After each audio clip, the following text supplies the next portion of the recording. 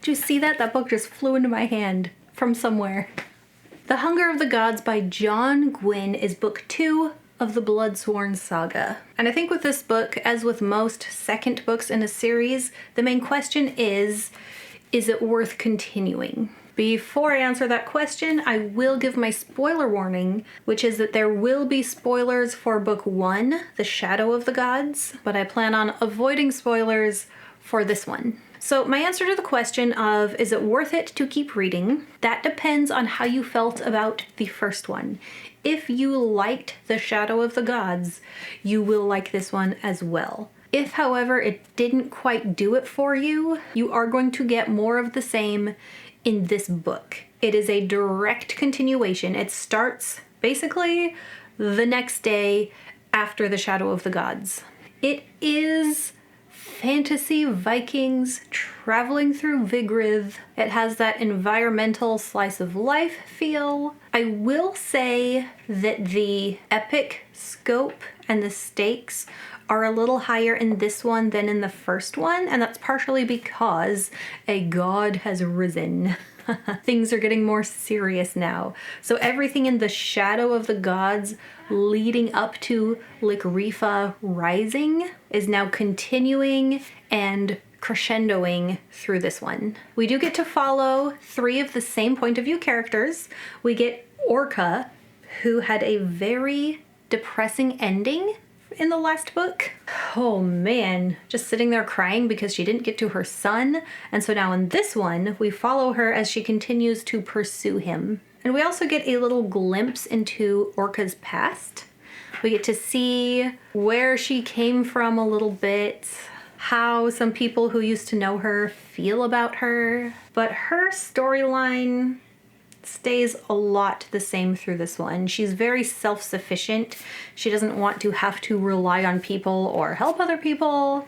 She doesn't always get what she wants. We also continue to follow Varg and the Bloodsworn, and by following this mercenary fantasy Viking group, there is lots of fighting, lots of blood, some death, because you know John Gwynne is not going to let everybody live. That's to be expected. But the Bloodsworn's mission is not really part of the epic scope of the story. Their mission is a lot more personal. They have a personal goal rather than fighting for gold in this one, which I think makes it more meaningful. And then we have Elvar. For the first book, I'm not sure that I cared too much about her part. She was just a Jarl's daughter trying to earn her battle fame. She didn't have super deep personal stakes. But now in this one, we've learned more about her past. We've learned more about how deeply Grend feels about following her. And in this one, Elvar's story is more part of the big epic scope of the story, which to me, having it be less personal, more epic, almost made it less meaningful. Until towards the end, I started to enjoy her point of view a lot more. There were some things that happened towards the end that for readers of the story will go, yeah, I'm glad that happened, and then make you care for her a little bit more. So personally, I am looking forward more to Elvar's point of view in the 3rd book, because the stuff that happened for her at the end will influence what happens for her in the next part. And then we got 2 more point of view characters. These are characters that we knew a little bit in book 1, but in this one they got their own chapters. The first one is Guthvar, who I do not like. He's a goat-brained nithing. He is despicable and I hate him, and I kind of feel like the reason he got point of view chapters was just for contrast, because so many of the other characters are so strong and brave that we needed a character who's not to make the other characters seem stronger and braver. I didn't like any of his chapters. Not saying they were bad or that it ruined the book, but when it got to his chapter, I was like, I'm not going to be reading about deeds of bravery or defending friends or fighting for what's right or any of that stuff that makes the rest of this enjoyable. And then the other point of view character we get is Bjor. The Bjor that was getting with Elvar and who betrayed the Battlegrim and killed Agnar. So because of his betrayal at the end of book 1, in this one, we follow him as he's kind of feeling remorseful and guilty. He misses Elvar, and I kind of feel like he got added as a point of view character just because we needed someone who was in the same group as Likrifa. You can't have this god rise and take her group of dragonborn and dragon worshippers and not get any chapters from any of them. But I felt like that point of view character in that group could have just as easily been one of the dragonborn, Ilska or Drekker, or even one of the kids. And so I don't know why he chose Bjor to be our point of view character. Maybe because he was a betrayer and now we're supposed to like have sympathy for him and root for him? I don't know. Maybe just because we had already kind of gotten to know him through Elvar's point of view in the last book.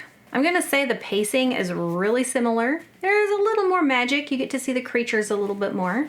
And it's not the first book or the final book. So there's no big final confrontation. What it really felt like is if the Bloodsworn Saga were one long book and you just cut out this middle part and read this part by itself. So it continued immediately after the first one and then felt like it was just the end of a chapter, and then in the next one it'll pick right up and keep going. And then as I was reading this, some feelings that I was having were that because there are main characters in every one of the groups, it was hard to know who I'm supposed to root for.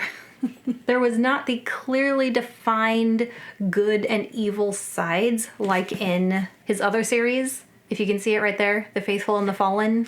There are people who do bad things. There are bad people, but as far as like good guys versus bad guys, there's not the clearly drawn lines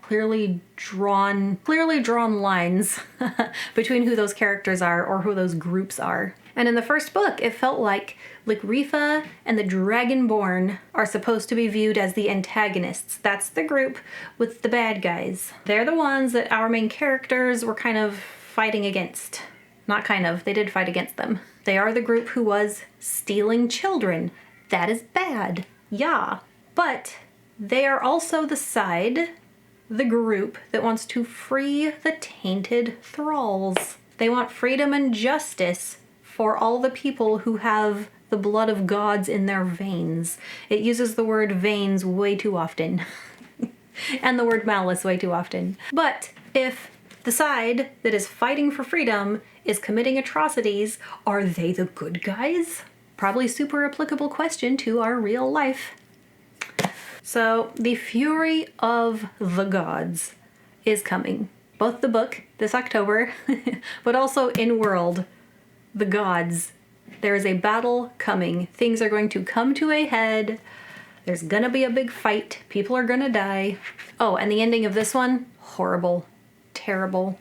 Partly because it just felt like that was the end of the chapter and it should continue, but the continuation will be the next book. But the way that one of the characters gets left made me real mad. And it's going to either be when the next book starts, oh my gosh, that was so sad, or oh look, it ended up fine. And I won't know for 2.5 months. This really cool cover. The design was by Becky Guyette. I'm reading it, so if I pronounce it wrong, I'm sorry. And illustrated by Marcus Whinney. I'll put a link to his art page in the description. My next video that comes out will be the reading vlog that I have been filming as I read this. That one will be filled with spoilers. It will come out a few days after this one. Take some time, read it, come back, watch the reading vlog. Thank you to my patrons for your support and for voting on which book got to be the subject of the reading vlog. If you have not watched my reading vlog for the first book, I will link that one. And happy reading. Bye. I'll throw it back off frame.